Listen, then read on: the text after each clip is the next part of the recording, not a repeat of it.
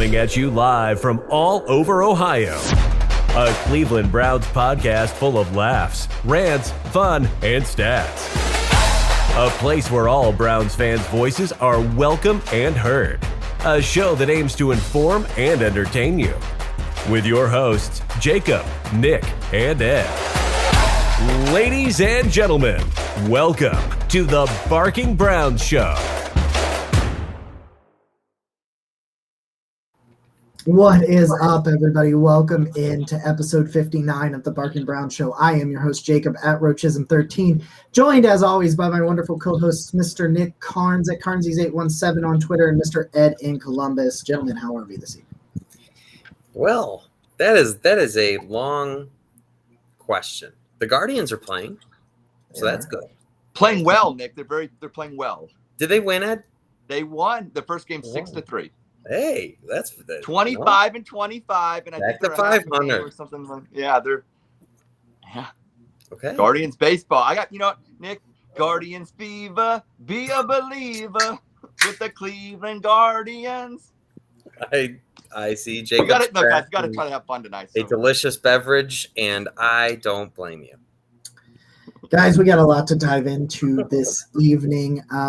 If you saw that wonderful intro, I will tell you guys, if you are needing intros, voiceovers, anything like that, please go to Fiverr.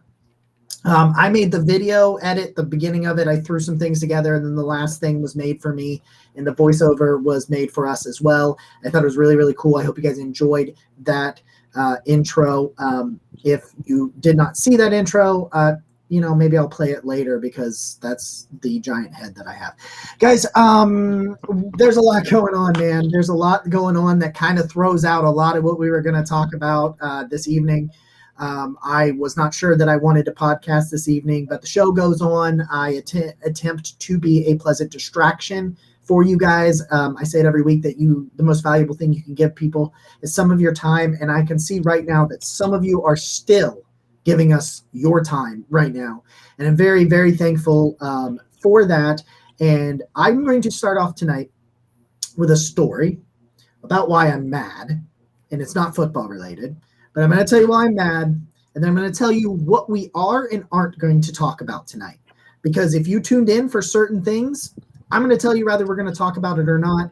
And if you want certain opinions from us, I'm not sure you're going to get it tonight. But I speak for myself, not just everyone on here. I'm upset. So I had a little bit of a family emergency, and I went and I dealt with it. And I came home. The Watson stuff from New York Times had come out, and I was just feeling all sorts of ways about it. And Twitter was just an excessive cesspool, even more so than it is normally. And I'm not saying it's not justified on some levels. I get that. You signed up for this. The fans didn't, but the team signed up for this. I get that. I understand all of that. I got home. It was 6 o'clock. I had 2 hours. I needed to work out, and I needed to cut the grass. But it rained all day, so I didn't know if I wanted to cut the grass. But I helped the neighbors cut their grass, and I was so worried that the neighbor was going to go out there and cut that grass without me that before this show started, I stuck my head out the house window to make sure Tim wasn't out there cutting grass. We saw that. Because I wanted to help him cut the grass, so he better not be taking the grass cutting away from me. So one of the few delicacies in life I still enjoy, like the Mighty Morphin Power Rangers. That's right. We got the Power Rangers going on here, guys. All right. So, all right, guys. Zach, I do not have, so if we've got any subscribers or anything like that, I do not have my my tablet up here, so I can only see your comments. I cannot see subscribers to the channel. So if you subscribe to the channel during this episode, thank you so very much. We appreciate all the love and all the support, and we will continue to try to give you fun and entertaining content. I'm not going to talk about, hey, listen here, I am an old man and I love cutting the grass. All right. And I want the audience to know. I want the audience to know this: the topics that we are not going to discuss tonight are inflammatory, kind of topics, and that's why we're kind of picking and choosing here. But Jacob, what you just described earlier about your lawn, I'm kind of heated about that as well, because where I'm at, we call that lawn wars. There's unwritten rules about that, especially first cut of the year. You know, the dude that cuts it 2 weeks before it's supposed to get done is hated by everybody in the neighborhood. Yep. Facts. The guy that's out there true. every 3 days because he's got nothing better to do, hated by the neighborhood. Facts. So Jacob, I understand your beef, and you know what they call me? They call me the sod father, and I take that title very seriously because look, I do like to keep a nice manicured lawn, you know. But there's some rules, and when you break those rules, guess what? The sod father comes after you, and guess what? You know what that means? It means I'll be out there cutting my grass tomorrow. Jacob, have fun tomorrow. I'm gonna cut my grass tomorrow. I had some things to deal with family wise, so I had to go down and deal with that situation that was going on. And I just got home late and I was just tired and I was exhausted. And I was like, it's rained. I don't think it's wet. It's dry enough. I don't want to slip. I love cutting grass and I don't care who knows it or who thinks that I'm old, because I am. You know what? I know we're about to we are 6 minutes into this pod with zero football. We're dabbling in some of the serious, like the dog chug, right? and I just want to say on a serious note, obviously I've taken a side with deciding to, you know, continue to tweet about Deshaun Watson and the Browns and in a, you know, positive manner, just because I'm trying to be excited about the Browns. And so today I talk on Twitter and it obviously hasn't been very much fun lately. And so I just expressed that. And you know what? I think just because someone decides they're for or against or however you feel about that, like it's okay if I take a toe off of one side and say, you know what, I think we can all acknowledge this hasn't been fun, no matter how you feel, right? And so I felt I didn't feel it was right to get attacked over that, because who has been having fun, honestly, lately? That's my serious. On Twitter and life. The only reason I snickered, Nick, because you know me, and I know just love you drama. do. I mean, I apologize. That's just my perspective, and so I don't know. I think no matter how you feel about it, we can agree to that. And so I don't know. I said that today, and it wasn't well received. So I don't know. So let's talk football. Let's tell some jokes. Let's have some good stories. Let's have some laugh. And let's enjoy that. I'm not going to talk about the New York Times piece. For one, I haven't read it yet. The sheer number of 66, I feel icky. I won't lie about it. That's how I feel with right now. I don't know what to think at all. So I'm not going to talk about the quarterback in any way, shape, or form tonight. And that is my decision. If these two want to, they have the floor. It is their floor. If they want it, I'm not going to talk about it. So let's get caught up on the comments, and then let's have us a show. Listen, can I make one comment about that? Because I think it's just to do the audience a favor, because I think that the only thing I want to bring up about that, and it's not even controversial, is the fact that in that article, there's some allegations that the Houston Texans were not only, you know, knowledgeable of some of the activities of their quarterback at the time, Deshaun Watson, but actually kind of help facilitate those activities. Now, that's true. I think that's actually the bigger story, that an employer, because I do think Deshaun Watson, the things that he's doing to me are things that an addict would do. Now, I don't know how you want to classify him. I'm not a doctor. I'm not going to say he's a sexual. I'm not going to say that, but it seems like it's a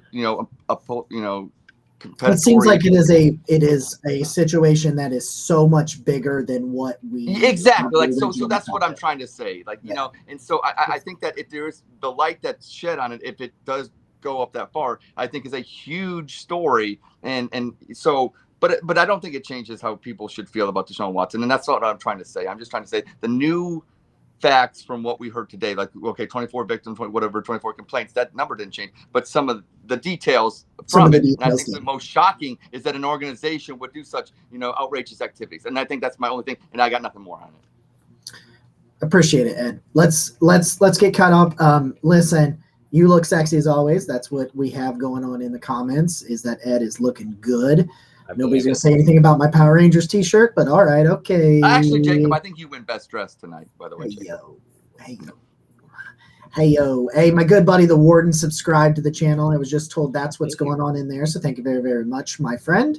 I know that I'm old. I love to cut the grass. JX Dubs as well. I know you are always here with us talking, always chatting with me over on Twitter as well. Really, really appreciate you, my friend. coming on here.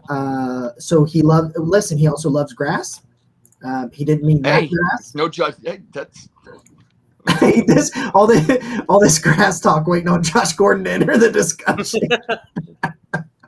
You know what? Jokes like that, they're never not funny. So thank you for that. It's never not funny. It's just, at least we're not Detroit. Listen here, Voltron is a ripoff of Power Rangers, not the other way. Don't get it twisted. I was just, you know what? It's funny they brought up Josh Gordon. I was just thinking about that actually today, because I was talking to a couple 49er fans about Kyle Shanahan, and just like I was thinking about that era of Browns football. And, you know, Alex Mack just retired, right? That season, man, I'll never forget, there was a Roman Burger commercial with Brian Hoyer. And it was the coolest commercial. Of course, like, you got to remember, I wasn't on Brown's Twitter for that, and I'm not in Cleveland, so I never knew about this commercial until like a year ago. And I was like, oh my God, like, this is magnificent. I'm so upset that, like, I wasn't in the Cleveland era for that season. Like, I'm so upset. Yeah.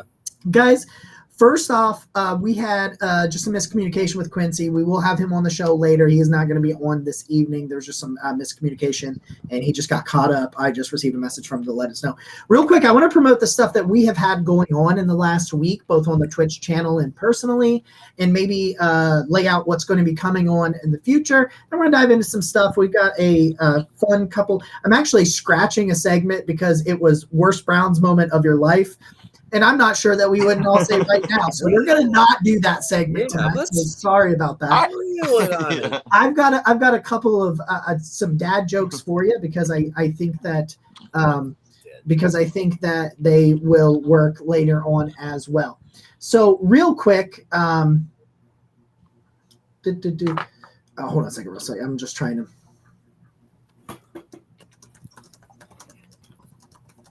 Well, my best moment, fine, I'll just say this instead of worst moment. My best moment at a Browns game was December 17th, 1989, and I'll keep it short, Nick, because you know you've heard this before. My dad took me to my first Browns game. It was the last year the Browns won the AFC, Central at the time, division, and they had to win their final two games. So they went to overtime against the Minnesota Vikings in a day that Bernie Kosar has described on numerous stations in the Cleveland area, that it was the coldest time that he's ever had being a quarterback, minus 20 wind chills. And the Browns prevailed 23-17 on a fake field goal from backup quarterback Mike Pagel to linebacker Van Waiters. And then 6 days later, the Browns would go to Houston, come back in the final 2 minutes. That's one thing about Bernie Kosar.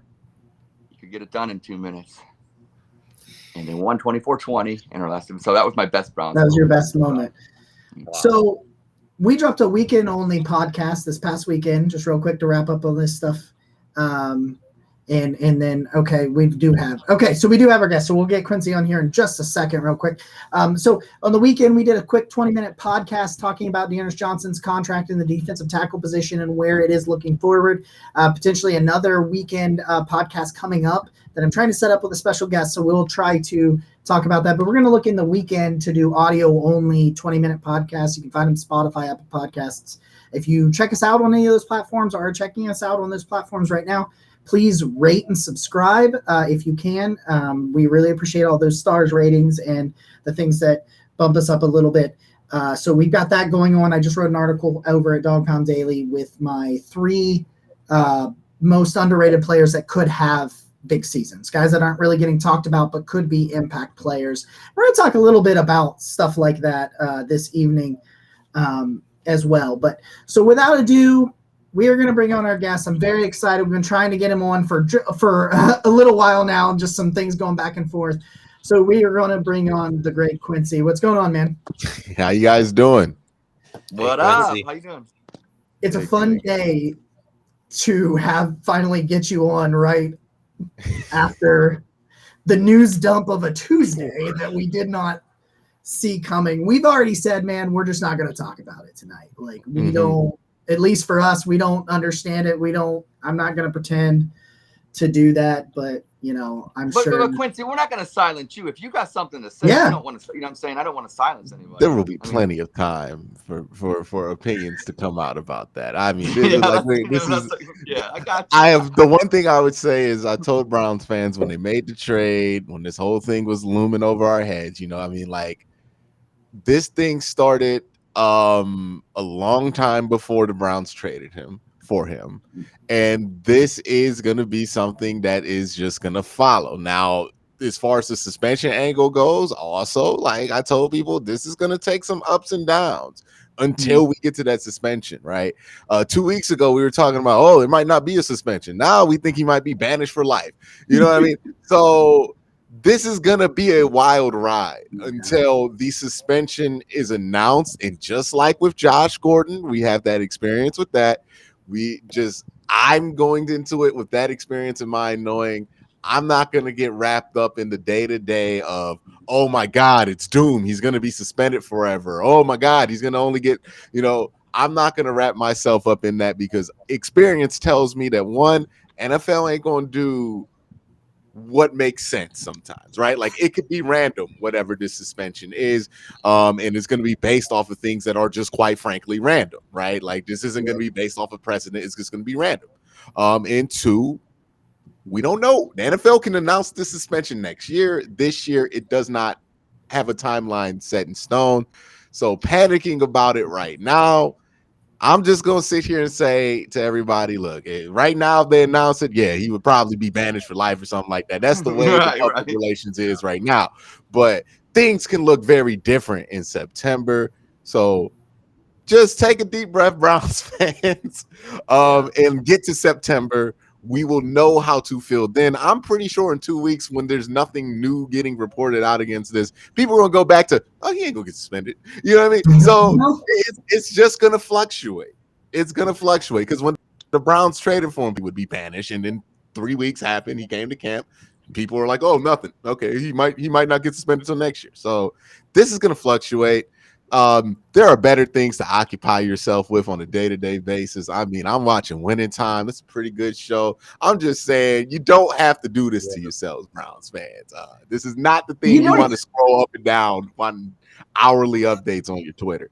That's just my advice for Browns fans' mental health, just because I know what that's like following Josh Gordon. You got to get the newest. It never bears fruit. It never bears fruit. You know what, Quincy? I do a job where I just have a set amount of work and I go home. And lately, I've been just putting the phone down, and I've had the quickest days I've had in forever. I'm just like, okay, maybe we'll take a step back from Twitter for a little bit. Like it's like when a player gets injured. The worst thing when a player gets injured is the 3 days on the internet before the team announces what the injury is, because everybody's like, oh, he just stubbed his toe, or oh my God, his career's over. He popped his Achilles. You know what I mean? None of that speculation ever does us any good. Does it change what the outcome of the injury is going to be? It never has. Absolutely not. So the best thing to do when a player gets injured is, well, Mary Kay alert's going to pop up on my phone whenever they say Browns announced this player's out for the year. So until then, we'll see. That's what I can say. Just doing this for the last 4 years, being a Browns fan my entire life, I know how this goes. And just the advice I can give the other Browns fans is, you just gotta let this stuff be announced, because ain't nothing watching the pot ain't gonna make it boil faster, right? So you just gotta let this stuff get announced when it's announced, and in the meantime, enjoy what you want to enjoy out of that situation, and don't take part in what you don't want to take part in. You don't got Quincy. I think we live in the Johnny Depp, Amber Heard kind of society where we're up and down, And to your point, I think you make a great point. It's that a couple of weeks ago you could say the Watson supporters were getting no games, and then you get this news today, which to some people either is new news or no new news. But a lot of the Baker Bros are celebrating, and that's why you see the wars on Twitter. And then to yourself, in 2 weeks it could die down. So ultimately, until the decision comes out, all this fighting and up and down is really wasted. These victories mean nothing, right? Like, this is what I'm saying. There are a bunch of people claiming victory on either side, right? 2 weeks ago, people who were heavy in that Watson camp were claiming victory. And now the Baker Bro are claiming victory over a suspension that has not happened yet. There is no victory to be claimed at this point. There's nothing. You know what I mean? And when these situations come out, I urge people, you don't have to have an opinion right away. Like, you don't really have to. You can have your thoughts, your own personal feelings, but you don't have to make a conclusion the second a story drops. I think we They forget attacked that, right? away, Quincy. Because They didn't wait. it's They attacked right yeah, away. it's the headline, right? And people see the headline, they make a definitive conclusion, and then they get on the side of whatever conclusion they've made.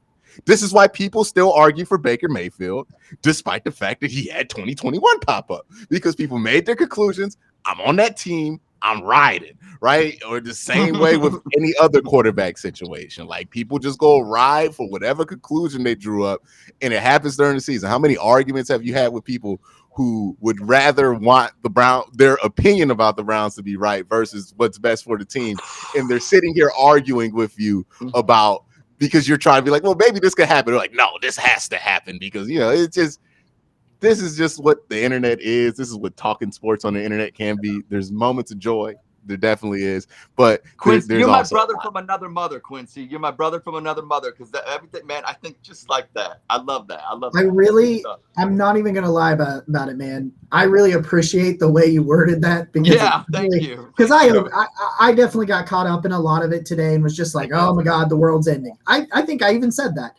Now, granted, I had a little bit of a family emergency with one of my cousin ending up in the ER this morning, so I was a little bit not in the right mind myself, but I was a little and so I put my Power Rangers t-shirt on and said let's have a good time. So let's move on.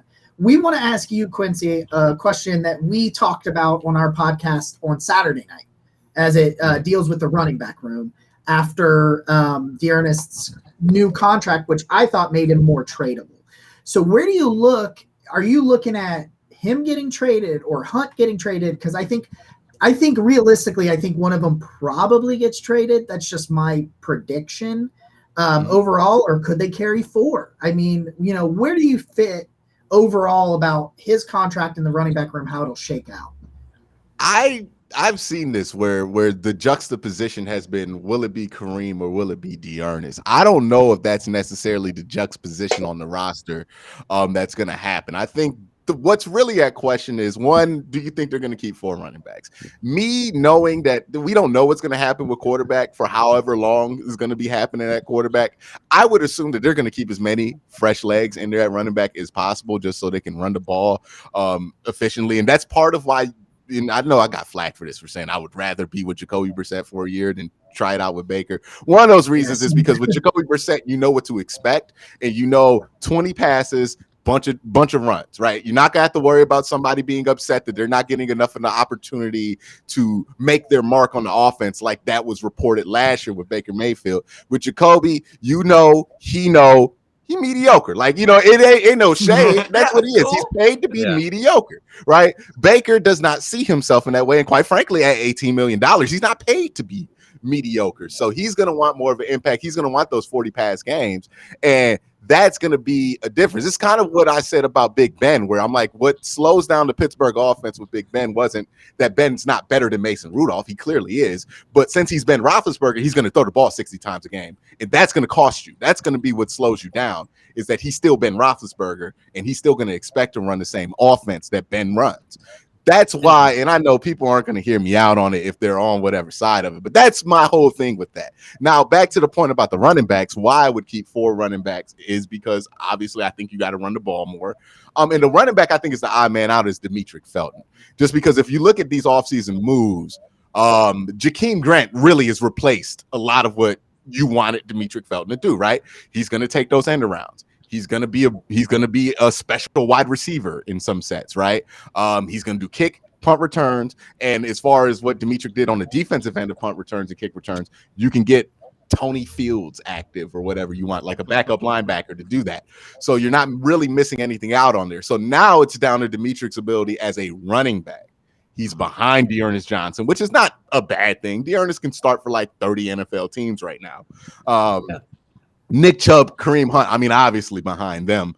And then Jerome Ford, I would think that he's probably going to end up behind Jerome Ford just because of build alone, right? Jerome Ford is a big boy, former Alabama recruit, and carried that Cincinnati offense into a playoff berth. I know Desmond Ridder had something to do with it, but if you watch those Cincinnati games, it was Jerome Ford that was the engine of that offense. Desmond really just kind of floated on top of that. And that kind of makes it, when you look at it like that, it goes, Well, who can survive getting cut and being on the practice squad? It's Demetric Felton, right? He's the guy that you can slide there. Now, I don't think you can really cut any of these guys in the running back room and expect to get them on your practice squad, whether it's Jerome Ford or Demetric, just because somebody probably will pick up Demetric because of the one play he had last year. And somebody will pick up Jerome Ford if you cut him. Like, you know that for a fact, but it's a lesser possibility for Demetric that you can get him back.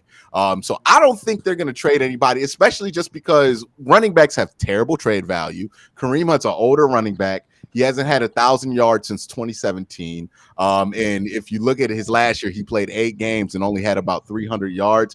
We know why, right? We know, but any GM who's going to make an argument for his trade value will use that against him. And that will ultimately lower his trade value drastically. I mean, like, I think at this point, you trade Kareem Hunt, you might get a 5th. Right. And that sounds crazy given how good Kareem Hunt is, but you might get a 5th. And I have to ask you have to ask yourself, is another 5th round pick you have plenty of? Is that worth not having Kareem Hunt? And to me, the answer is no, because he's Kareem Hunt, right? We know what he can do, especially in offense where maybe Deshaun Watson's playing, he can definitely find a check down. And if Jacoby Brissett's in there, Jacoby Brissett's just going to throw that check down like every play. His value is going to be incredible because Jacoby's not going to be, let me look at my third read, right? Like, that's not like here you go. Donovan Peoples-Jones is not going to thrive if Jacoby Brissett's out there, because he's not going to get to that check on that play unless it's a play. I love those 5-yard handoffs. Those 5-yard handoffs. He's going to hand that ball off. He's going to do the play action, check deep, check mid, and then if it's not there, he's going to just throw that thing into the flat with Kareem Hunt waiting there. That's pretty much what Jacoby Brissett has done and is expected to do. It's not going to look spectacular or super fun, but that just is what it's going to be. So I think that's probably how that running back room shakes out. I think they probably keep 4, and I think they're prepared to keep 4 just because you don't draft a running back in the 4th round and not immediately trade one of your starters unless the plan is you're going to keep them all. That's a good point. Yeah.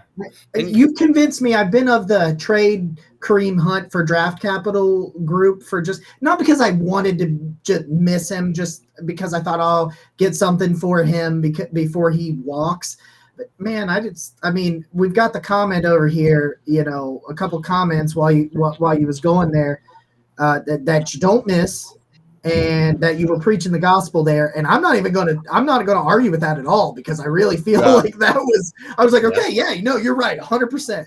Well, I appreciate the love, but there has been some well-documented misses in my short career here. I once said Lamar Jackson wasn't going to win the MVP all 2019, and then I think right before I said Kyler Murray was much better than Lamar Jackson, and I've been paying for that with Joe Burrow last year. I was famously low on Joe Burrow coming into 2020. Yeah. So, but I have my hits, I have my misses. For every Perion and JOK that I have a couple bad ones. But I try to make sure that they're sound. You know what I mean? I don't want to act like I'm just always going to be right. I don't want that expectation to be out there of me, but I'm always going to try to bring what I feel like is a logical take that I can defend with actual football reasoning. Yeah. And you know what? Now, especially as this situation is fluid, right? The Browns' offensive plan may shift, right? And then suddenly you're like, okay, we need to keep these 4 running backs because, we're going to be using them a lot. Yeah. And what's really great about that? One injury too, right? To Nick's point. If somebody gets injured, right? If a Kareem Hunt gets injured like last year, or Nick Chubb gets injured, it's nice to be able to say, okay, we'll just go to Dearness Johnson and Jerome Ford. Like, that is wild. By the way, Dearness Johnson, second leading rusher on the Cleveland Browns at like 5 yards carry. Not a scrub. Not a scrub at all. And then you could go to somebody who can compliment him like a Jerome Ford. So in a sense, you have Chubb and Hunt, and then you got Chubb and Hunt Jr., which would be Chubb and Hunt for any other team. So that's why I think they're really prepared for us. Hey, man, if this goes down and we got to give the ball to Kareem Hunt and Nick Chubb 300 times each, we gonna do that. And if the wheels fall off, we just gonna bring in new Chubb and Hunt and run that out. So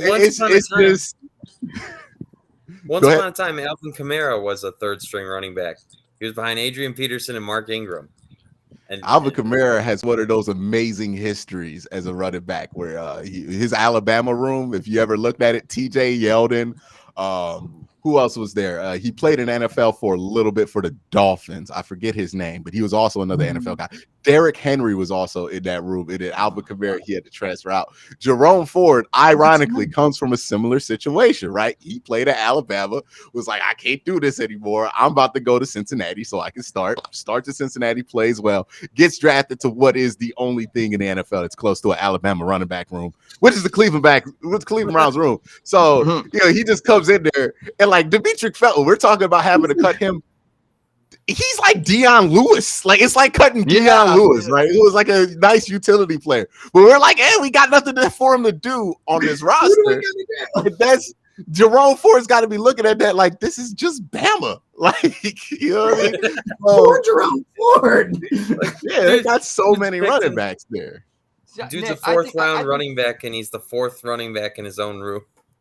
Nick, I want to say this about Quincy. Quincy, your best argument was that you were given about next season, how we can still be good, and that's why I think we should keep Kareem Hunt. Your best argument, I think, is this, that Jacoby Brissett is now have to be like Baker Mayfield. See, last year, if Baker Mayfield didn't lose us games, like, throw 4 interceptions, and we would have had Jacoby Brissett. See, that's the thing. He knows his role. 20 passes. Don't screw it up. That's why we keep the 4 good running backs, because you never know. I'm just saying that's a recipe for having, because I what I don't like is that if Deshaun Watson doesn't play a lot this year, there's a lot of gloom and doom in Cleveland. I still think with Jacoby Brissett and this Browns roster, as a Browns fan, we better still make the playoffs. That's my expectations, is still playoffs. And I think that should stay the way that it is, especially with Kevin Stefanski. Why should it be lowered? The argument was that Baker Mayfield plays somewhat decent last year, we make the playoffs. I've heard that a lot in Cleveland, and I don't think anybody would dispute that. This year's roster is going to be even better. I think there's 2 points there. One with Baker, the one point people forget, and whenever they talk about him, right, people do the Andy Dalton comparison. And that's not a fair one to Baker Mayfield, because Baker isn't somebody who's going to be consistently Andy Dalton every game. He's somebody who could be spectacular one week and god awful the next week. The issue isn't Baker can't win you a game. I've seen him do it. He can win you a game. Is that he can also lose you games, which, I mean, the Green Bay game is the biggest example where he just lost that game, right? The Browns should have won that game by like 3 scores. He threw like 4 interceptions. 3 of them in the first half, and like a couple of them were just inexcusable, right? It's so that was the issue with Baker, and that was the issue with the quarterback position last year, is that with the injury and everything, it just got out of hand with him and how he lost them games last year. Now to your other point, what was your other point again, Ed? Can you remind me so I can? Well, no, the fact is the season's still saved because with Jacoby Brissett, he doesn't. I know. I was winning, but yeah. Okay. So the question I would ask Browns fans is, if this roster were in Pittsburgh, do you think this would be an over 500 team? Yes, absolutely. Even if we don't, if we account for Deshaun Watson not being there, if they had this roster, if Baltimore had this roster, would we think this is a 11 okay? 6, so the only reason people think this team can't go 500 without Deshaun Watson is because we have all this history in Cleveland that we're factoring in on, right? But I would argue that might not be as relevant, because this isn't the same. Like, I know we go to it every year. It's the same old Browns, but it's really a different organization, right? Because last year we were an absolute mess, a dumpster fire offensively, 1 game under 500. 8 games. That ain't been the Browns, right? Like, the Browns of old would have had a season like that and gotten the first overall pick. The Browns were 1 game under 500, found a way to win 2 games with the backup, almost won 3 games with the backup, right? Yeah. It's telling that 2 out of the 3 times, and I'm not trying to slight Baker on this point, but it's telling that when they did not expect much out of the quarterback position, when they knew they could not expect much out the quarterback position, because you had Case Keenum in there and you had a backup in there in Nick Mullins in there, nobody's going to argue that any of those guys are better than Baker Mayfield. But their win percentages were in those 3 games, just because they knew what to rely on. The offense in all 3 of those games looked better. Why? Because they just ran the ball, right? There was no debate on 3rd down and short. What are we doing? Are we going to? No, we're not about to play around with that, right? And we're just going to do that. And Jacoby Brissett, I give him his credit. He actually plays his best football in those crunch time moments. Like, he's pretty average everywhere else, but he has played some good football in some crunch time moments. Just look at his game against Miami last year. Well, not against Miami. Was it against the Raiders in Miami? Yes, I believe. yes. Yeah. Yep. If you want to Yeah. see him step up to the occasion in a spectacular Yeah. way. So there is also that to consider when it comes to what the swap is. Not everything is about how talented you are and how much potential you have, because Jimmy Garoppolo has almost made the Super Bowl 2 times. And Jimmy Garoppolo is a undoubtedly worse quarterback than Baker Mayfield. Oh, yeah. I pulled up the Yes. numbers. He's much worse than Baker Mayfield. But You there know- are other things that factor into it on why it was that Kyle Shanahan could almost get to the NFC Championship game 2 times with a guy who's much worse than Baker Mayfield, much more inaccurate than Baker Mayfield. Like, there's not a single way you can convince me that Jimmy Garoppolo is an upgrade to Baker Mayfield. But there were other things other than his raw ability as a football player that factor into it.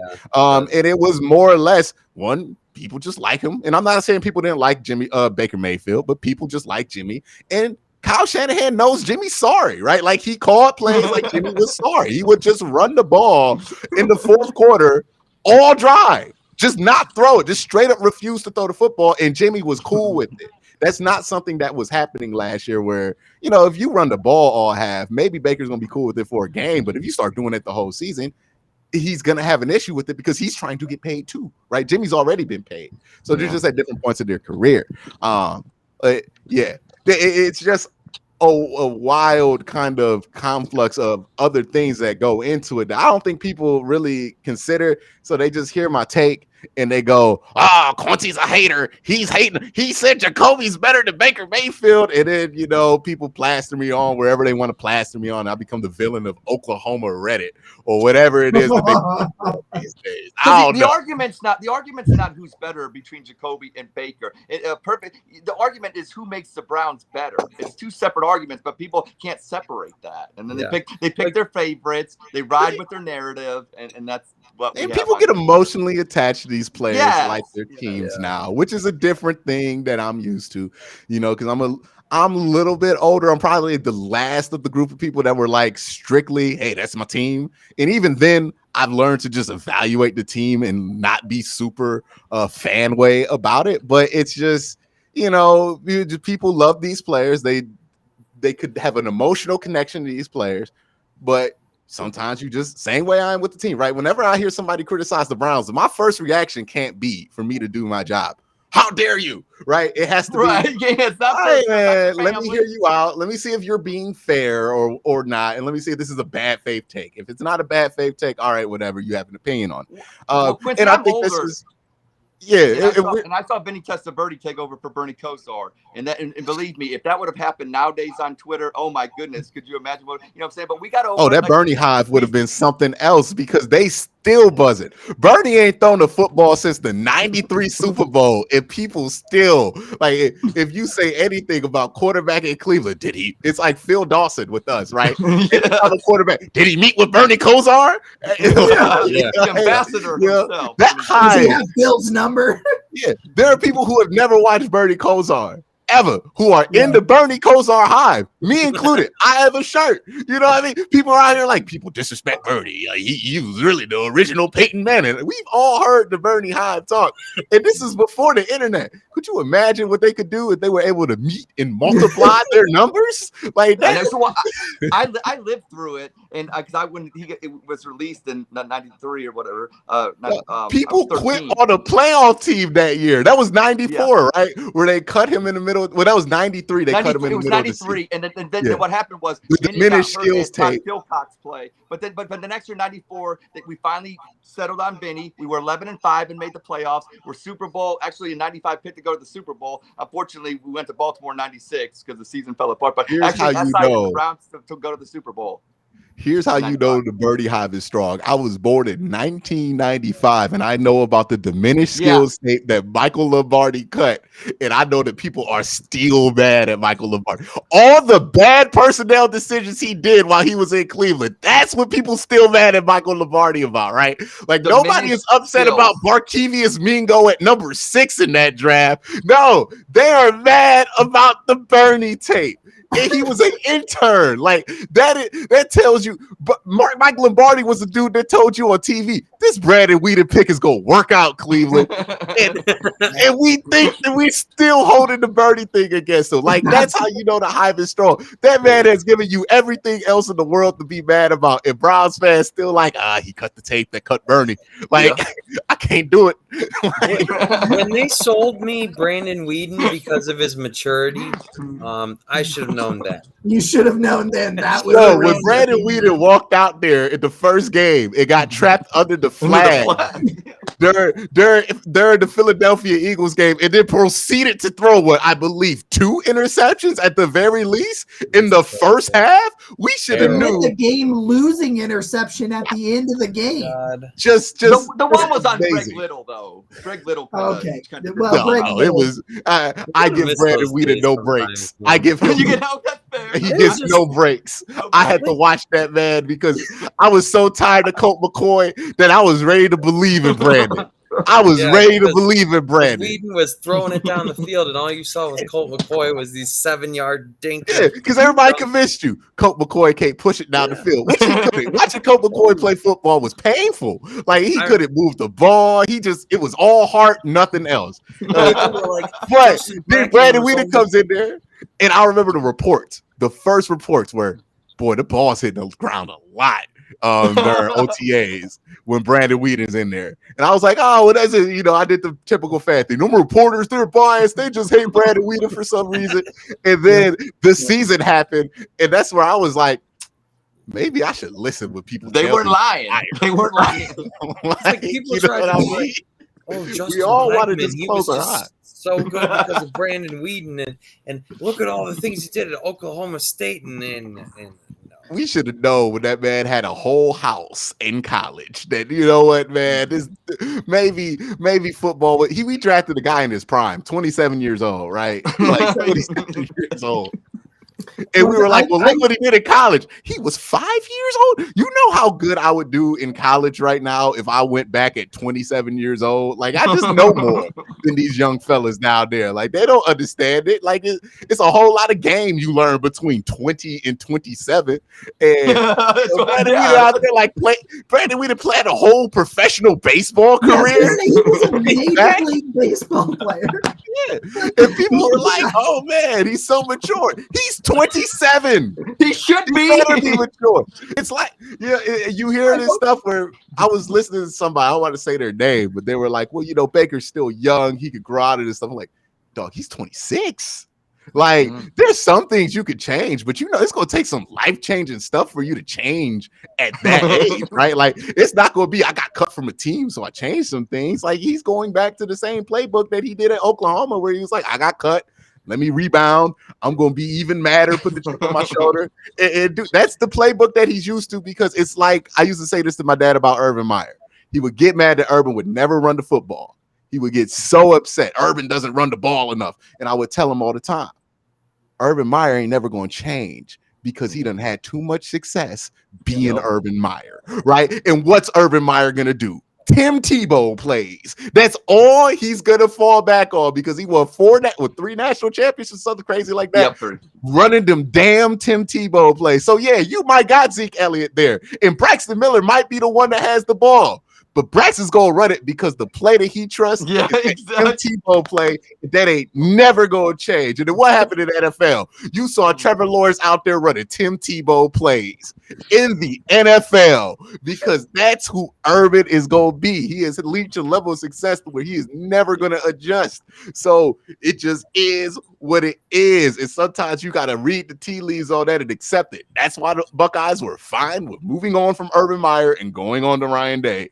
Jacob, you love stats, Jacob. Urban Meyer is known throughout college football as the quarterback killer, and here's why. He gets these great quarterbacks like Braxton Miller and all that, and they get hit over 200, like around 200 times a season, because he runs plays to, like the Tim Tebow plays. He doesn't have to do that. He can run the Ryan Day plays where the quarterback doesn't get killed, but he kills his quarterback. Yeah, Cam Newton, If he would have had Cam Newton after he had Tim, first of all, here's how wild in love he was with it. He could have had Cam Newton we know how good Cam Newton was in college. Just walked on to Auburn with a mediocre. Like you look back at that team stunk. They had Nick Fairley, nobody else on that Auburn team. That team was awful.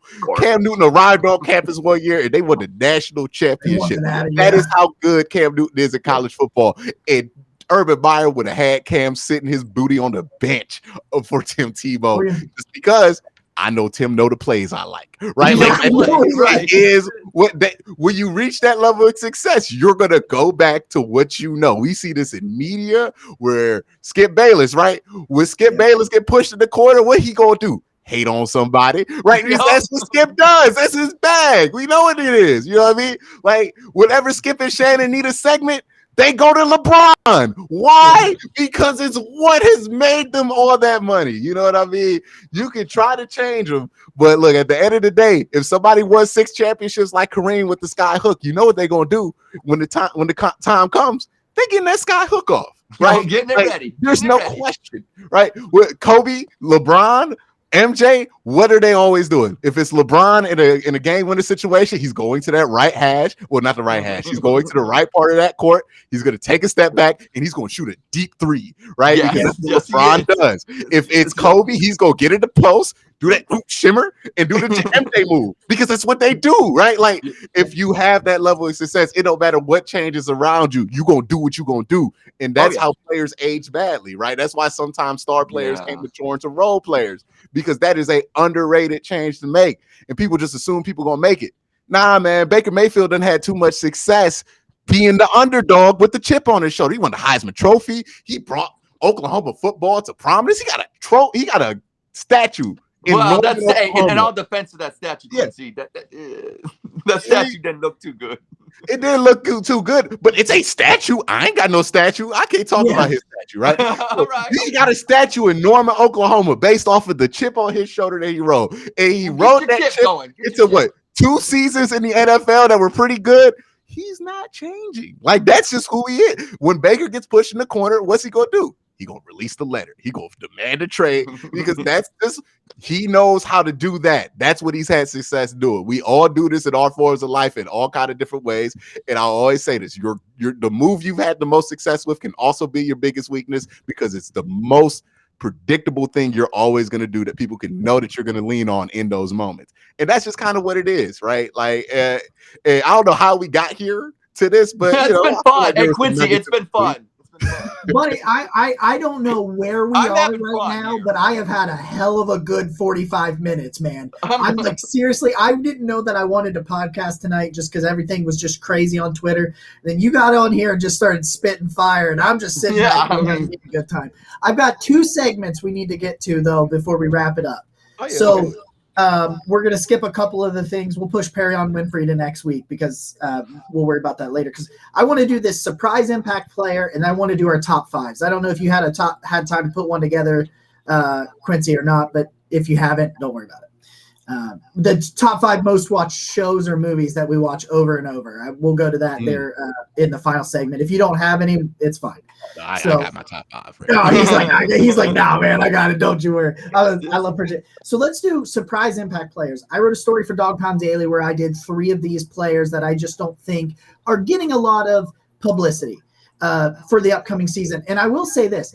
I'm not saying that the players that I wrote about or even the player that I'm going to say tonight is going to be a Pro Bowler necessarily, but they're going to be like maybe this year's Dearness Johnson, like a guy that hadn't really played much in the NFL and then carries the ball for 100 times for over 500 yards, something like that. So I'll start and we'll go around the horn real quick. My number 1 for me, it's Jacob Phillips. I've been waiting for Jacob Phillips since we drafted him, if we're being completely honest, because I really like Jacob Phillips. I like him a lot more right now next to JOK because I just think that gives you 2 incredibly athletic linebackers. Now, he's played 13 games in 2 seasons, and 4 of them were after tearing his bicep, and they weren't that great. And he really wasn't that great as a rookie either after the knee injury.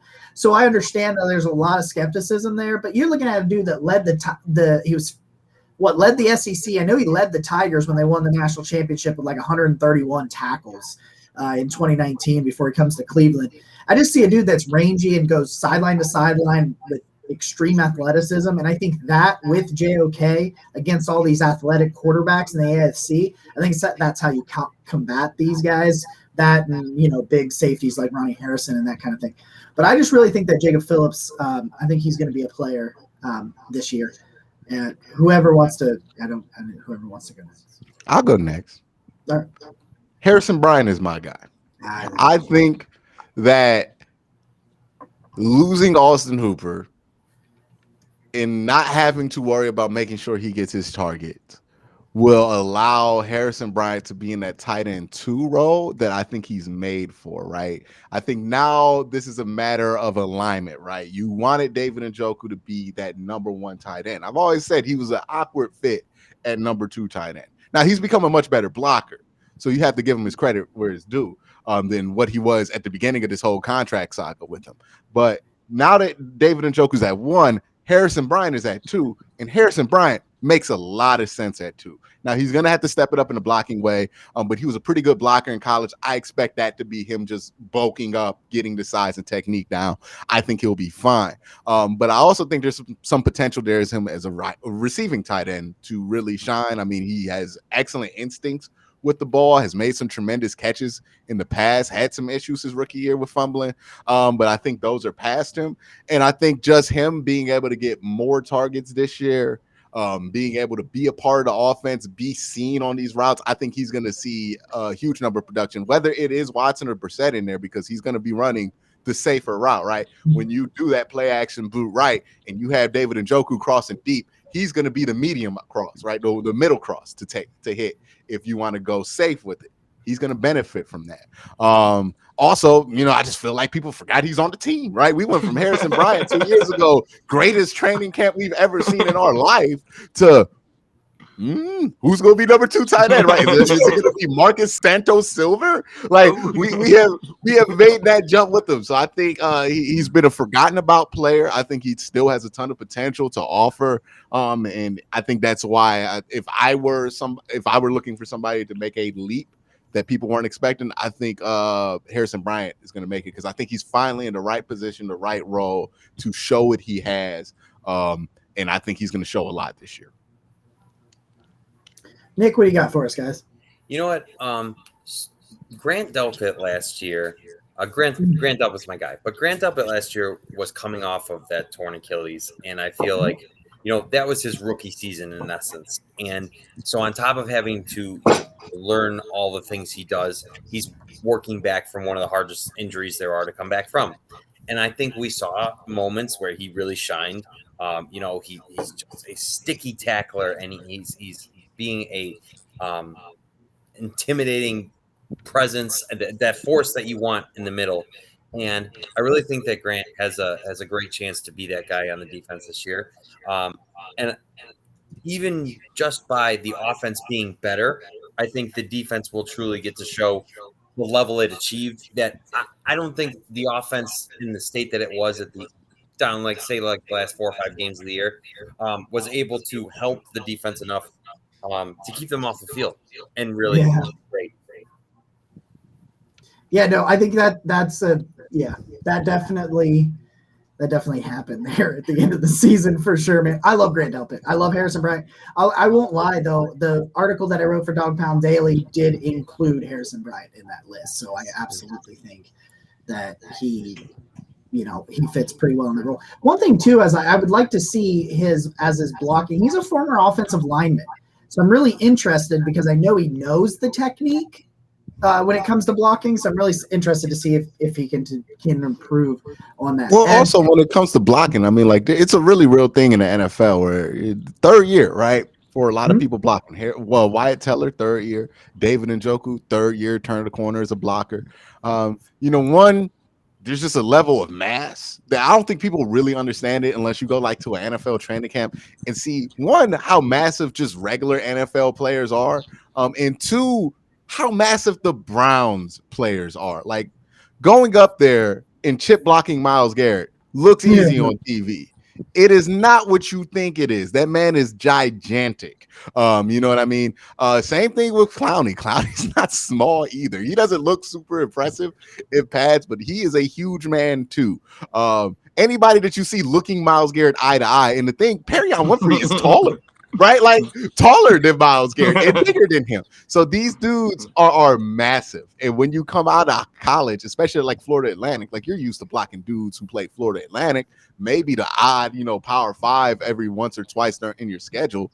But that's not the same as learning how to bang up against these dudes every day in practice. And these aren't like, seniors who are starting to get there. These are grown men trying to get their money every day at practice.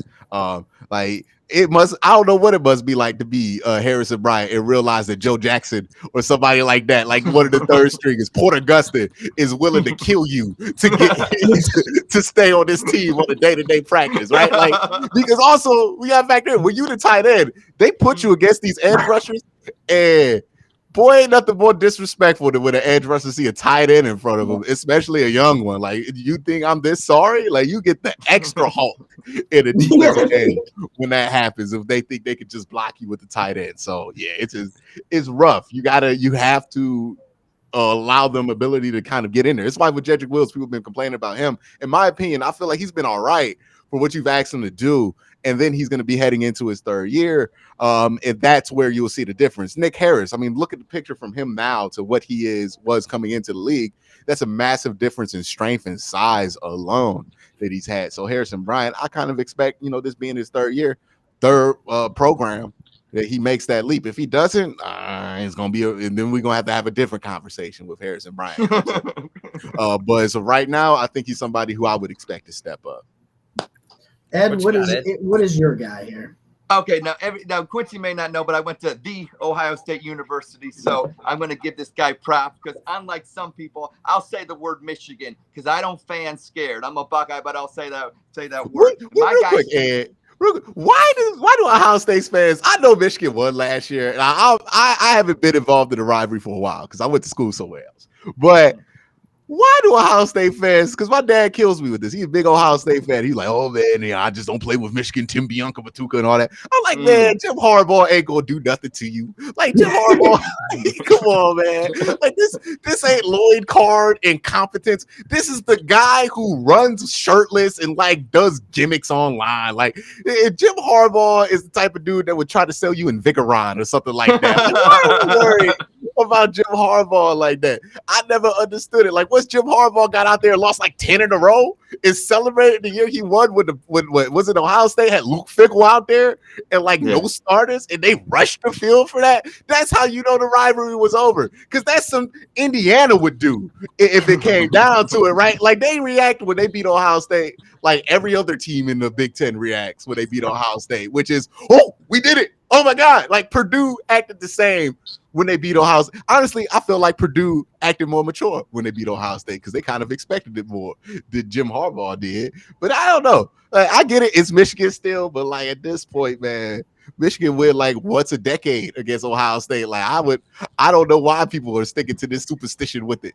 They ain't coming back. They gonna be Michigan. I hope you're right. Yeah, I hope you're right. You know what it comes down to? I remember the 90s and watching Tim Bianca Batuka run all over. So, one thing about the Ohio State-Michigan rivalry, if you look at it, obviously Michigan dominated, and now Ohio State dominated the last 20 years. But it's that one win that can turn everything, like in 1969 when finally beat Woody. Bo finally beat Woody, and it turned the tables. So I don't know. We're superstitious. It's just one of those things. And I wonder this too, Quincy. How does Pittsburgh fans feel? Because we say Pittsburgh's our rival, but honestly, if you look at it, it's been one-sided. So I can tell you how they feel. I do shows with Pittsburgh fans. He's like, I know.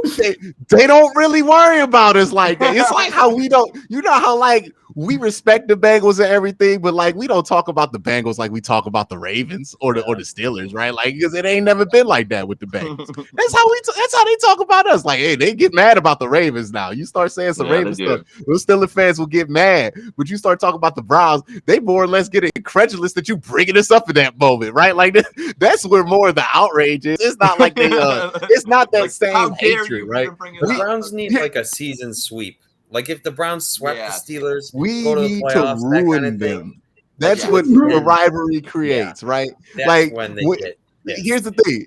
With the Browns and Steelers, what's also added into this, the Browns and Steelers have not been good at the same time in a while. So it's not like with the Ravens and the Steelers where like they were ruining each other's playoff runs every year, one after another, right? That's what a rivalry creates. The Browns and Steelers, like I can't remember the last time they've been great at the same time because in the 80s, they were not that good.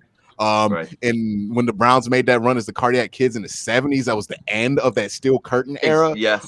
So there hasn't been, I mean, like there might have been sometime in the 90s, but really people forget Pittsburgh was like a normal team from like the end of Terry Bradshaw and all of that. Like they had some Super Bowl runs in there, but like from the 80s to probably once until they got Big Ben, we're a pretty average team. Quincy, in 1994, when the Browns went 11-5 with Vinny, the Browns lost 3 times to Pittsburgh that year. They lost in the AFC divisional round, so they went 0-3 against them. So even when Cleveland is good, Pittsburgh still dominates. So. Yeah, that's what I'm saying. Like that's why we hate them because they always ruin stuff for us, right? We have a good run in the season. Well, remember, I'm going to bring up some obscure stuff. 2014, Browns having a great run. We beating down the Steelers in Cleveland. Finally, Big Ben. Like it's like the first time we ever beat Big Ben in Cleveland.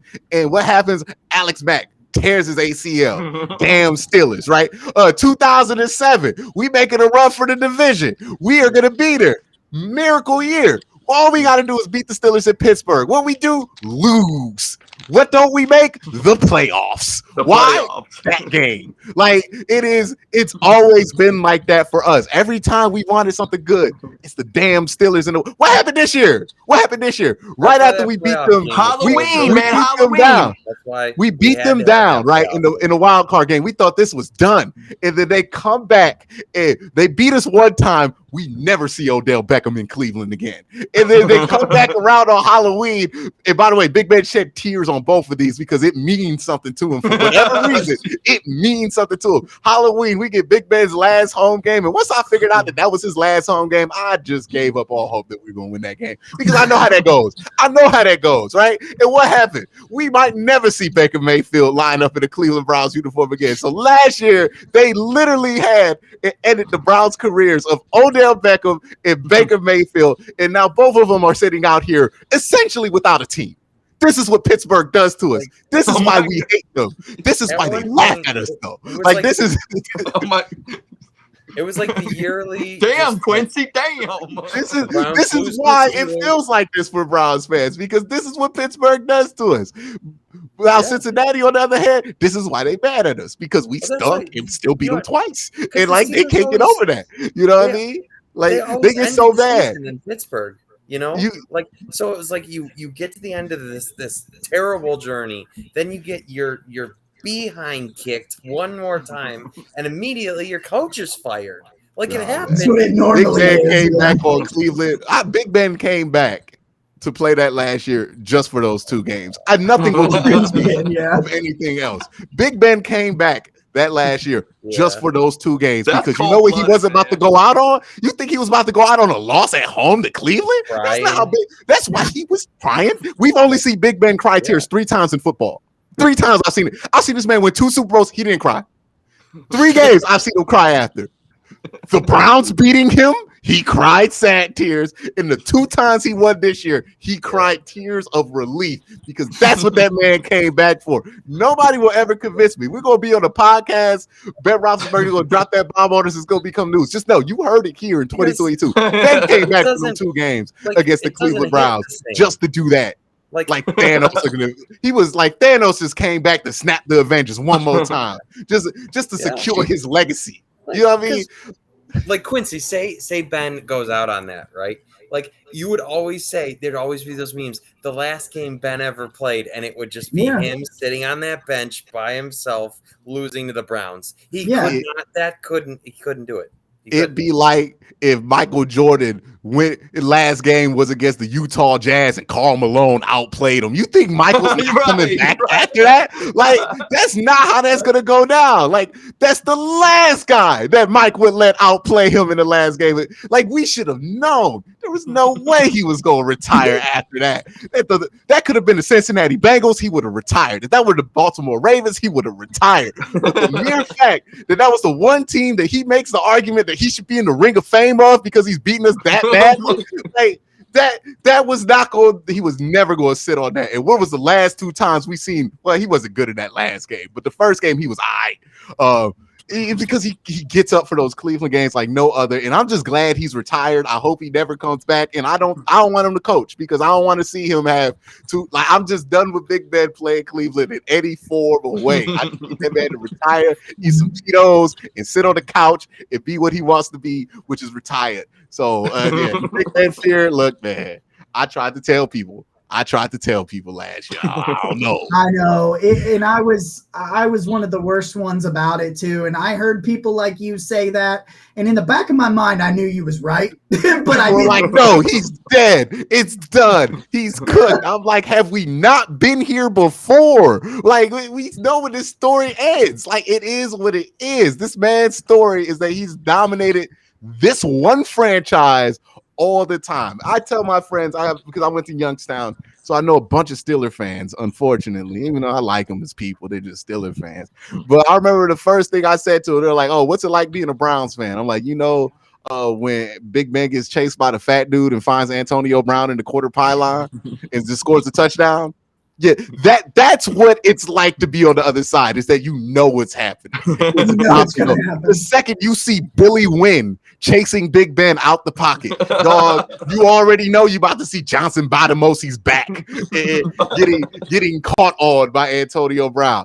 That's what it was during them years. And that's why I'm saying, look, man, I know why everybody hate Big Ben, but at this point, I'm just happy he retired. I really am too. And I think I know what your player was going to be. So drop it on him, and then we are going to give our top 5 most watched shows and movies before we get. I'll be quick. Chase Winovich. I like his name, but I don't want. That goes out to Roger. Dog Chuck catch us 10:00 tomorrow. Okay. All right. Okay. So we are going to get into our last topic here. And Quincy, we really appreciate your time, man, because I needed this tonight and it was fun. We're going to do top 5 most watched shows or movies. And the way I explained it was, it's the things that you've watched countless times.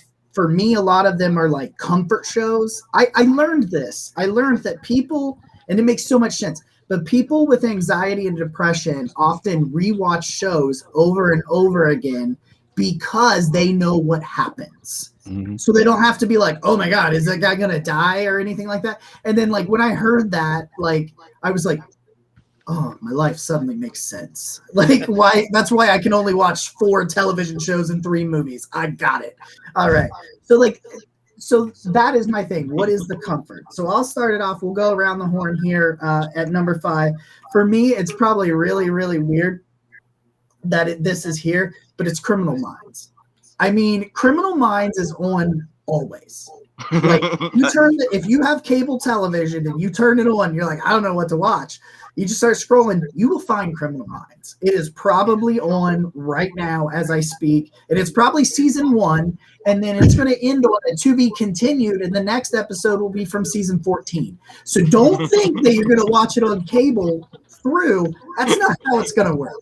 But Criminal Minds, I always know that they'll find the bad guy at the end. If it's one of the episodes where they don't find the bad guy at the end, I have no interest in it. So number 5 is Criminal Minds.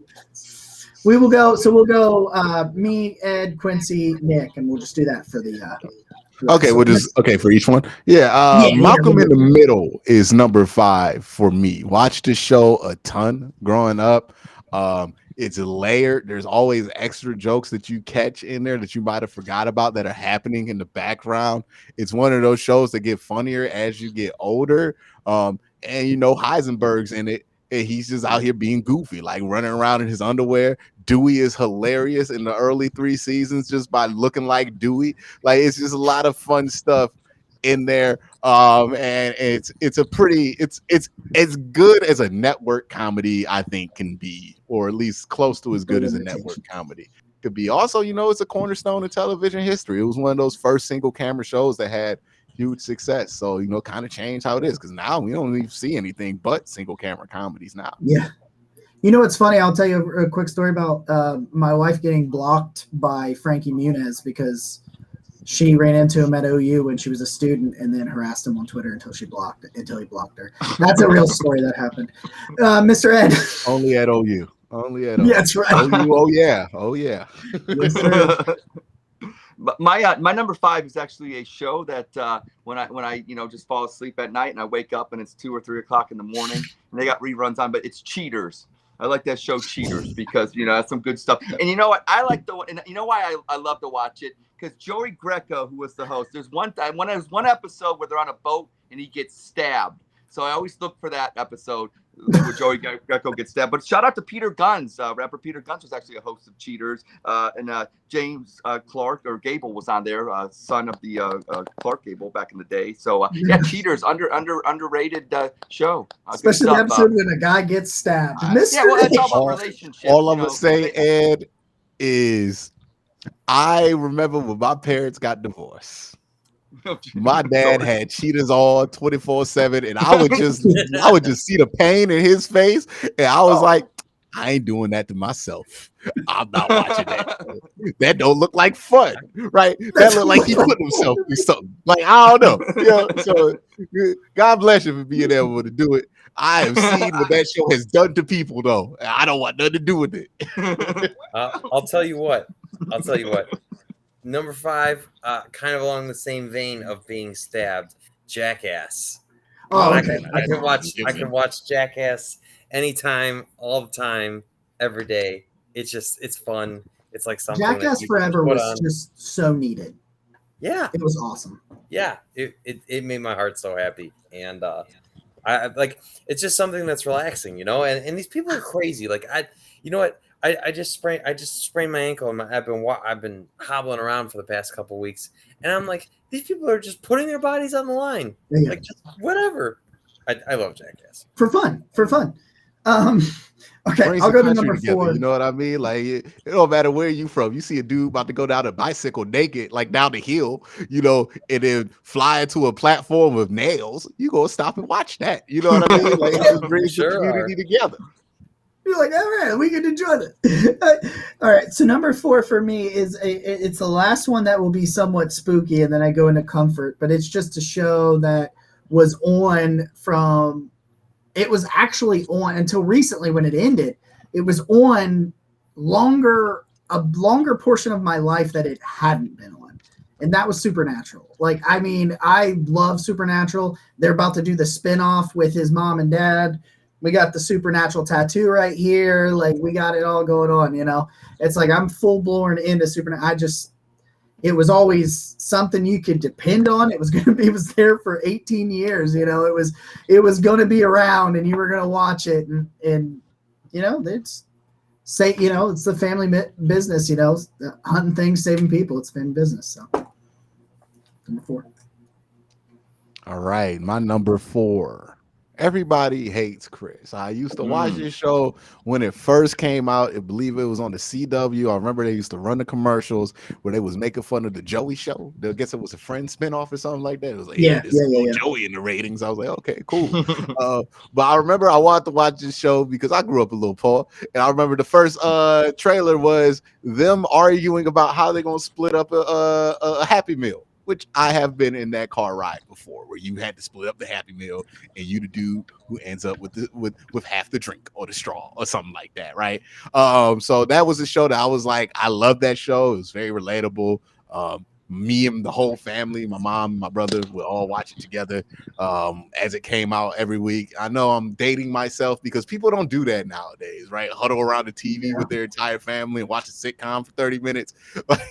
When Everybody Hates Chris came out, we used to do that. I believe it used to come out on like Wednesdays, and they moved it to like Thursdays. It was messing up our body for a couple times. But yeah, it was a really good show. Love that show. Terry Crews was hilarious in that show. Tyler James, I forget his last name, but he was really good in that. Rochelle, she was played by Tinchika Arnold, was really good in that. Like, it was just a great show all around. One of the best shows to come out of CW for sure. Yeah, it sometimes was on after Supernatural, like, no joke. So like I would watch Supernatural, and then it was on. It's also the show that if you wake up at 2 a.m., it's on. I just remember I would see a ton of Smallville ads because I think that was also on CW at the time. Yes, it was. And it would just look. I remember it was like it's about Superman, but this seemed like the most boring show I've ever seen. Because it would just be a dude in a flannel looking up for half the promo. I'm like, what is this show? Smallville? It's about Superman, but he don't do Superman stuff. Man, put on Everybody Hates Chris.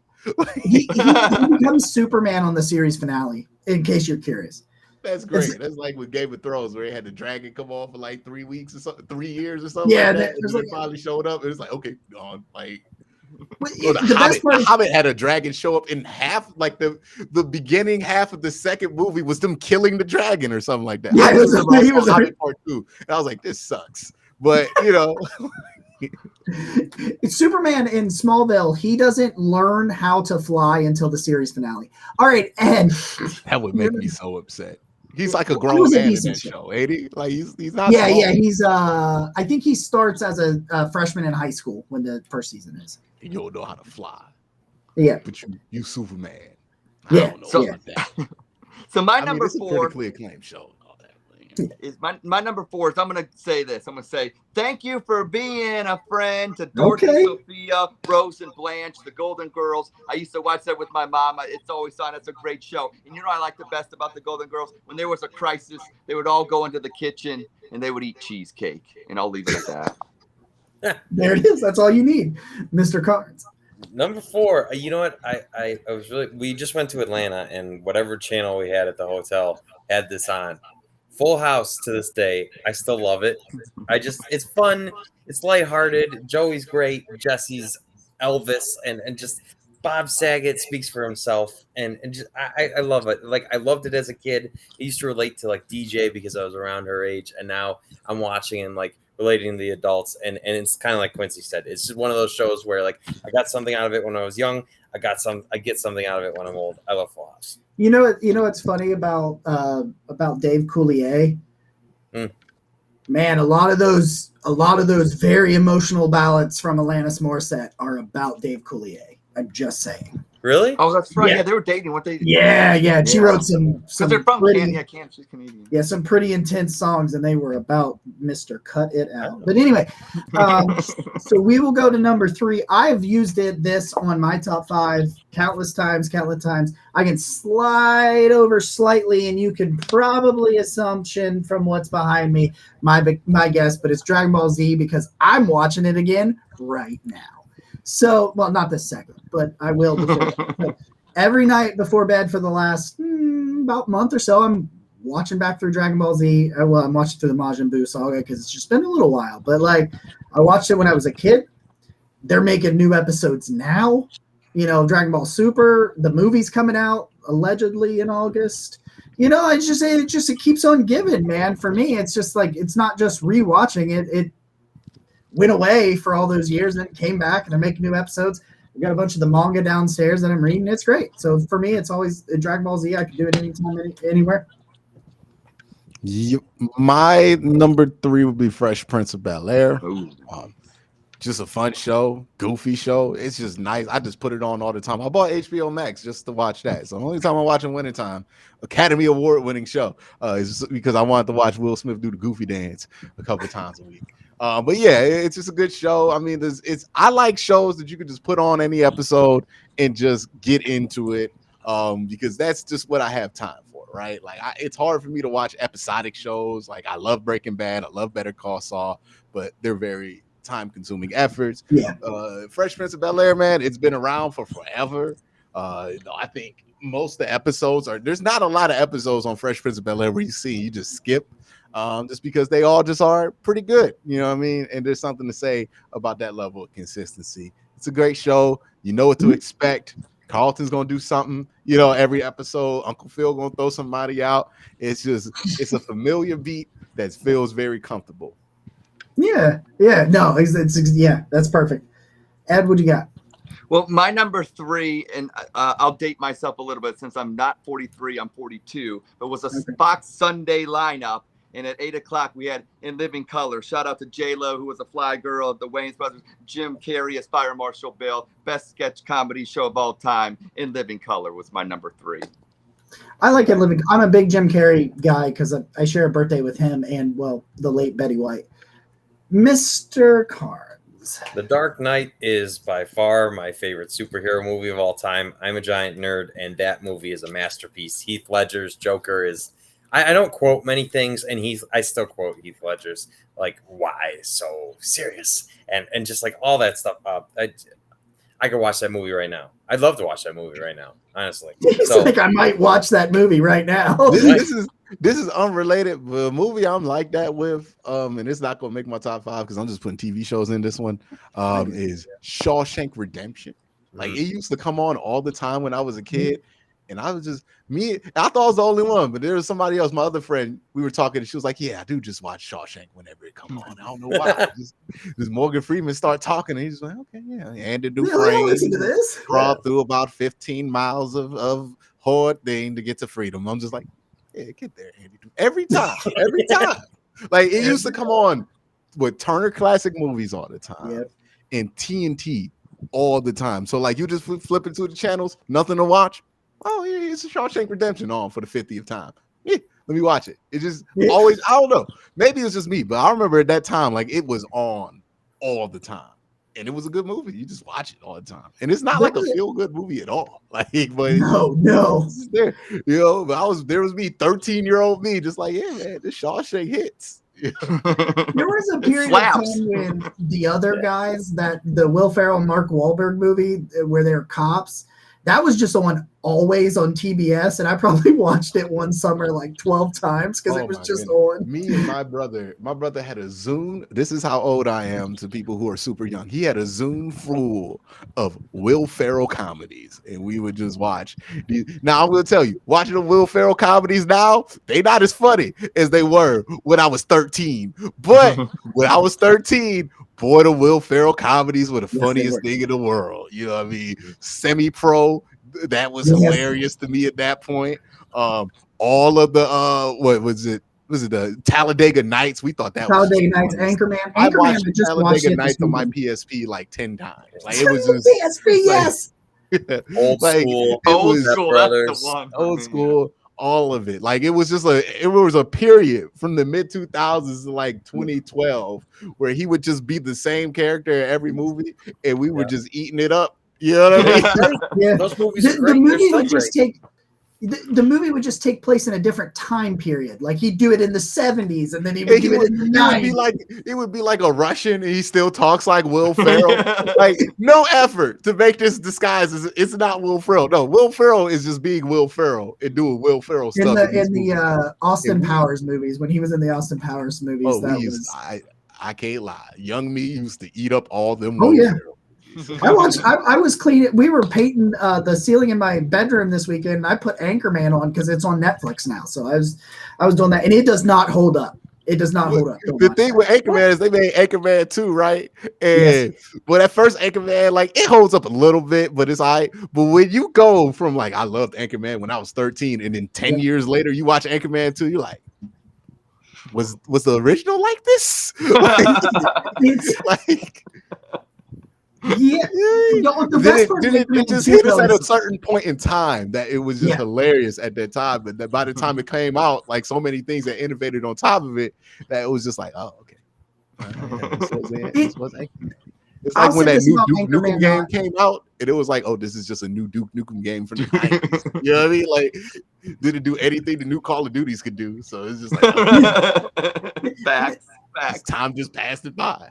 When I say Anchorman doesn't hold up, I mean that some of the jokes are not very tasteful. They're not tasteful when that's just gonna be with every Will Ferrell comedy. There's gonna be a couple of them that you were not proud that you found that hilarious. Oh no. Like that's why I don't like to revisit them nowadays because I don't want to confront what they were. Wait, she hadn't seen it, and there was a couple jokes because it's set in the 70s and it's very sexist. Will Ferrell movies are something for you to watch by yourself. It is not something for you to show some girl that you don't know. Hey, you want to watch this thing I loved as a kid? She is not going to be impressed. She is not going to. So any young man that is thinking about showing a young lady a movie that they thought was hilarious when they were 13, don't do it. I'm telling you, don't do it. It don't, unless she said she liked the movie too. Don't Yes. do it. Jacob, we're on number 2. Number two. So for me, I debated between number 2 and number 1. They're almost 1A and 1B for me. But this is a show that up until recently, when I started rewatching Dragon Ball Z, I watched this show every single day for a really long time. It's The Office, man. It's just it is also always on. I can promise you that because I have Hulu plus live TV. I got it for football season and stuff, and it just kind of we kept it. We watch 90 Day Fiance. That's a good wild ride for us from time to time, but. Yeah, I love it. I love 90 Day Fiancé, and I will not lie about it. But The Office is always on because it's either on Comedy Central or Freeform at any given time. And so if you just want to feel comfort, and that holds up in my opinion. Like that, The Office is every bit as funny to me right now as it was 10 years ago. And I just think it always will be. And it's just I know what's going to happen. Quincy, you said this with Fresh Prince. You always knew that, you always know Jim's going to pull some kind of prank and he's going to go into the camera. And you know that Michael's going to say something that makes you want to turn the episode off because as a person with social anxiety, I get embarrassed for other people. I know he's going to say something that makes me go, oh, I get really uncomfortable, but I'll laugh about later. I know he's going to hate Toby. I know that Dwight's going to be really intense about something stupid. And I know Pam is going to be the villain of the show. And I don't care what anybody says. Pam's a villain. And that is my number 2. All right. My number 2, Arrested Development. This is something I got hooked on in college. And I have not stopped watching that show. I'm literally like, I watch it to go to bed every night. Like, still, it is great. Jason Bateman is just tremendous in that show. He is hilarious. He kind of holds down the fort. And everybody else, the actress that played Lucille, I think she passed away a few months ago. Tremendous in that role. Just great performances across the board. The first 3 seasons are the original 3, right? And then they had 2 extra seasons on Netflix. Now people give those seasons back. They're not the originals, but they're all right. But them first 3 seasons, you can watch them on repeat and you'll find something new every episode. I've watched that show for like 10 years. You know what I mean? Like pretty consistently, just watching those first 3 seasons, and I find new stuff every time. It's just I just saw one episode this morning where I realized that one of the ways that the dad escaped jail was he just got a jetpack and flew out over the top. You can see it in the to be continued thing. Didn't see that. Like, watch this show so many times, you just find new things. It's like an onion that keeps unwrapping itself. I love that. They just escaped with a jetpack. Sorry, Ed, what do you got? Number 2. My number two will be, I always like the lowest common denominator of forms of television and entertainment, but the Jersey Shore. I love we got stuff, the situation. I like drunk Ronnie. I like sober Ronnie. Give me Snooks. I even like Angelina. I even like that dirty little hamster Angelina from Staten Island. I love everything about the Jersey Shore and DJ Pauly and all that. So I'm gonna go. Man, but Sammy and Ronnie used to stress me out when I was. Yeah, they did. Yeah, I was like 16. I remember watching them like, why don't they just break up? It's like I don't get this, man. Nick, what do you got? I don't think y'all enjoy this. You know what I mean? Like, can't none of y'all sleep. You know what I mean? Every time you out, you do that thing that you do, the panic attack at the club. That's not ever fun. You know what I mean? And now as an adult, it makes even less sense because I was 16. I didn't know what the panic attack at the club felt like or the anxiety attack at the club felt like. Now somebody who has had a couple of those, dog, I ain't doing that. Like, nah, man. Y'all got to restructure that whole thing. Yeah. You know what, Jacob? I come out in the same place as you do, and The Office is just there for me.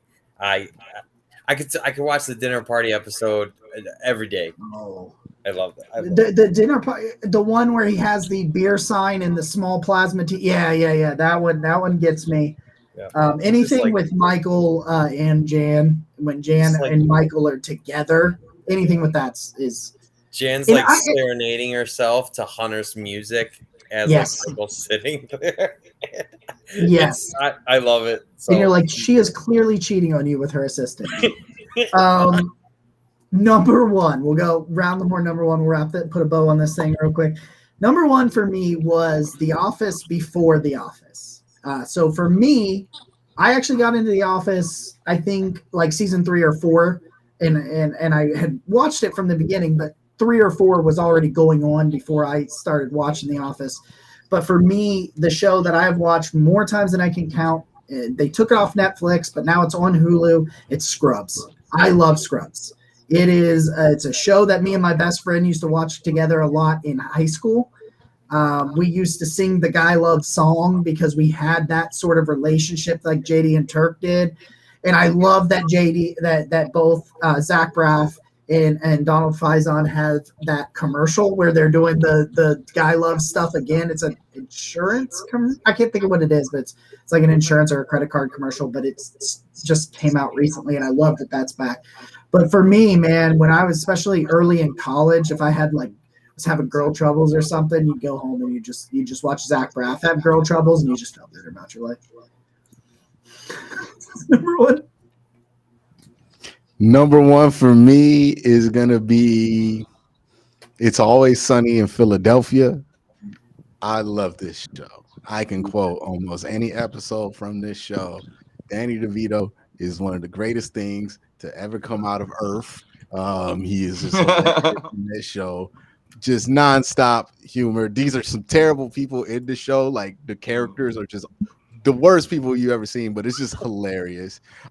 Just I can watch certain episodes like The Gang Gets Whacked. Like I could watch that episode every day for the rest of my life and still find Mac driving into that wall hilarious. It's my favorite show of all time. I'm pretty sure I've rewatched the entire series, and they're still making new episodes, by the way. There's like 14 seasons of Always Sunny at this point. This show started in 2005. It's still going. So this show has literally lasted longer than Ben Roethlisberger's NFL career, just to give you an example of how long this show's been on air. And I think I've watched all the episodes at least 7-10 times. You know what I mean? Like every year, every quarter of the year, I watch it again. So it's awesome. Then they have a podcast now where they explain all the episodes too, which has been cool. Just giving extra replay value on it. But yeah, dude, Always Sunny. I mean, it takes a while for you to understand what the show is, and it really gets going after season 1 because Danny DeVito's not there till season 2. But once you understand what that show's going for and what the humor is in that, it's the most hilarious thing ever. Mr. It.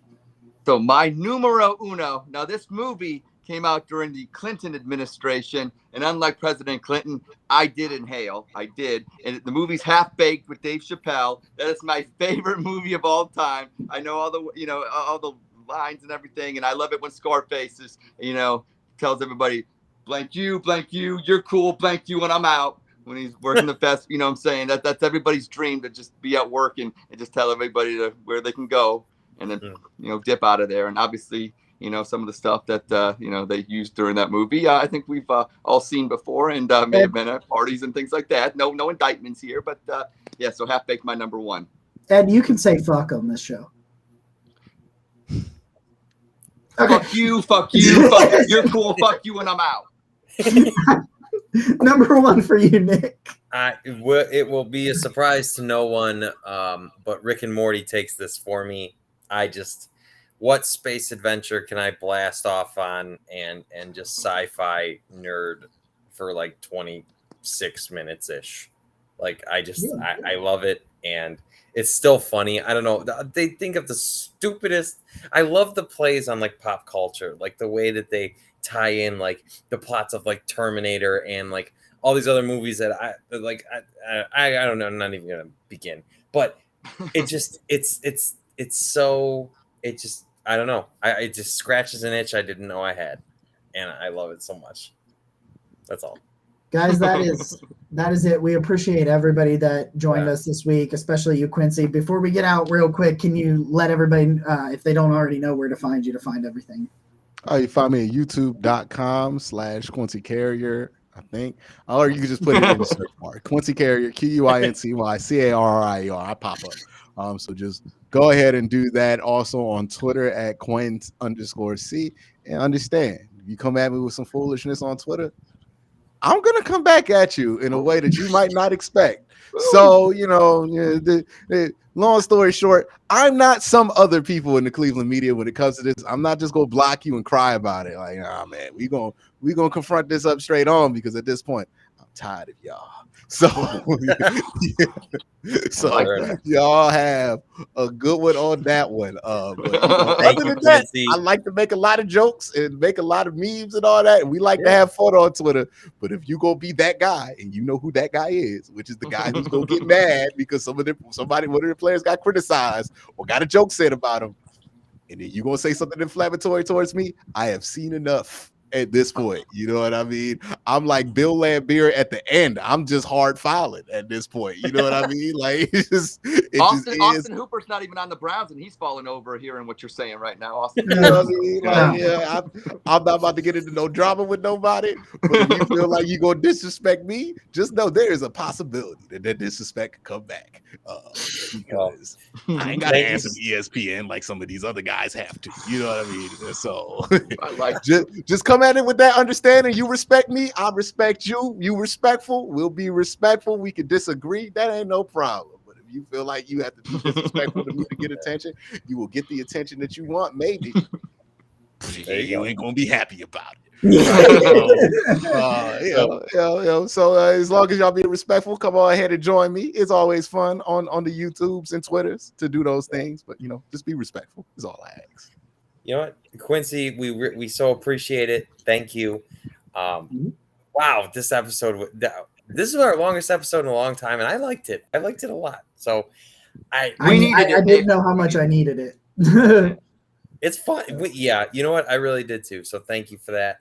Thank you to Jacob and Ed, obviously, as well. But on that note, this has been episode 59 of the Barking Brown Show. I'm Nick. Wow. He's Quincy. There you go. He's Jacob. And he's Ed. Go Browns. Go Browns. Go Browns.